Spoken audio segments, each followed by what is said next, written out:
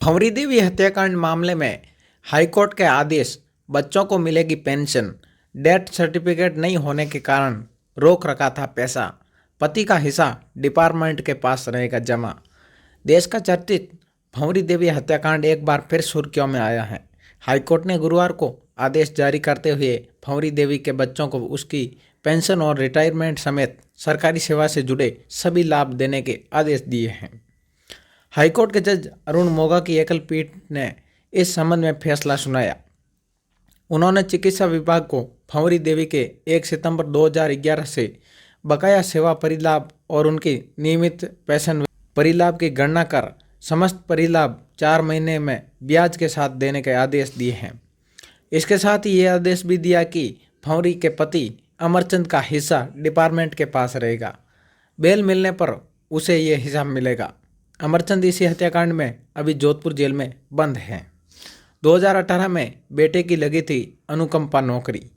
भंवरी देवी से जुड़े मामले में उसकी हत्या 1 सितंबर 2011 को मानी गई है। भंवरी देवी सरकारी हॉस्पिटल में एएनएम थी। चिकित्सा विभाग ने भंवरी देवी को वर्तमान उसके बेटे साहिल को 2016 में अनुकंपा नियुक्ति दे दी थी, लेकिन भंवरी देवी से जुड़ी नियमित पेंशन और सरकारी सेवाओं के लाभ देने से मना कर दिया था।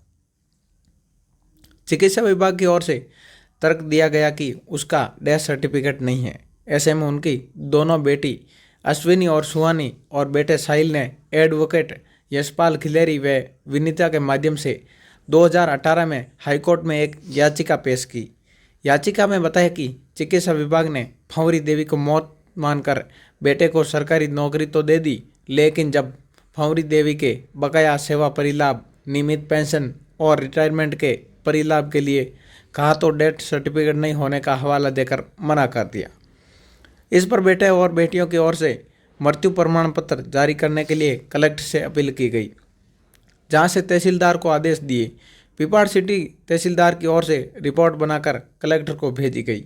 इसी आधार पर डेथ सर्टिफिकेट बना और अब 5 साल बाद इसमें फैसला आया है। कौन थी भंवरी देवी? भंवरी देवी जोधपुर के पास सरकारी अस्पताल में नर्स थी। 36 वर्षीय भंवरी देवी राजस्थानी लोकगीतों में एल्बम में काम करती थी। वह खुद का काम एल्बम बनाना चाहती थी। वह एक्टिंग के कारण अक्सर शहर से बाहर रहती थी। इस कारण वह ड्यूटी से नरादर रहती थी। ज़्यादा दिन तक नरादर रहने लगी तो विभाग ने उसे सस्पेंड कर दिया। इसके बाद वह स्थानीय विधायक मलकान सिंह बिश्नोई से मिलने गई। उससे नज़दीकी बढ़ने के बाद मलकान ने ही एक दिन में उसकी मुलाकात तत्कालीन मंत्री महिपाल मदेरणा से करवाई। रिपोर्ट्स के मुताबिक इसके बाद भंवरी की नौकरी न तो केवल दोबारा ही बहाल हो गई, बल्कि उसके गांव के समीप ही पोस्टिंग मिल गई। बाद में भंवरी देवी की मलकान सिंह और महिपाल से नज़दीकियां हो गई। ये सब होने के बाद भंवरी देवी की सियासी गलियारों में जान पहचान बढ़ती गई और उसे स्थानीय लोगों से काम करवाना शुरू कर दिए। एक सीढ़ी बनी मुसीबत, पति ने किया था सौदा।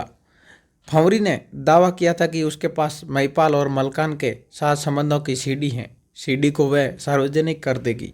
झगड़े की जड़ ही सीडी बनी। सीडी बरामद करने के उद्देश्य से ही भंवरी का अपहरण हुआ, लेकिन बीच रास्ते में मामला बिगड़ गया। भंवरी को काबू करने के प्रयास में उसका दम टूट गया। भंवरी के पास मौजूद सीडी कहाँ गई, इसके बारे में कोई जानकारी नहीं है। उसकी मौत के बाद इतना अवश्य हुआ कि उसकी और महिपाल मदेरणा की एक सीडी सामने आई। इस केस में आज तक स्पष्ट नहीं हो पाया है कि यह सीडी वास्तव में थी या नहीं। यदि थी तो अब कहाँ पर है? भंवरी का पति कई दिनों तक मामले में चुप रहा। बाद में गुमशुदगी की रिपोर्ट दर्ज करवाई। तत्कालीन मंत्री महिपाल मदेरणा पर इसका आरोप लगाया गया था। पुलिस मामले को सुलझाने में नाकाम रही तो मामला सीबीआई को सौंप दिया गया। मामला ज़्यादा बढ़ा तो महिपाल मदेरणा को इस्तीफा देना पड़ा। भंवरी पर आरोप लगाया गया था कि उसने सीडी के देने के लिए लाखों रुपए में दोनों से सौदा किया था।